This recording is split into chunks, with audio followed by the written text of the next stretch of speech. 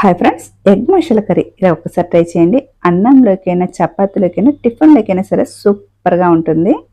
Stove మీద కళాయి పెట్టి అందులో కొద్దిగా ఆయిల్ వేసుకొని అల్లం వెల్లుల్లి అలాగే 1 టేబుల్ స్పూన్ దాకా మిరియాలు వేసుకొని వేపుకోవాలి. ఇలా వేగాక ఇందులో ఒక 4 ఉల్లిపాయల్ని నిలువుగా కట్ చేసుకొని వేసుకొని కలర్ మారేంత వరకు వేపుకోవాలి.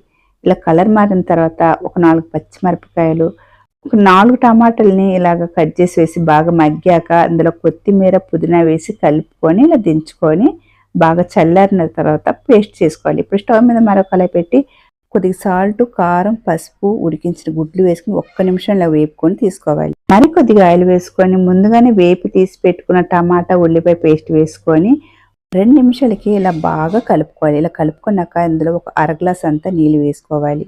ఇలా నీళ్ళు వేసుకున్నాక బాగా కలుపుకోవాలి. ఇలా కలుపుకున్నాక సరిపడ ఉప్పు, అలాగే 1 టేబుల్ స్పూన్ దాకా కారపొడి, 1 టేబుల్ స్పూన్ దాకా గరం మసాలా వేసుకోవాలి.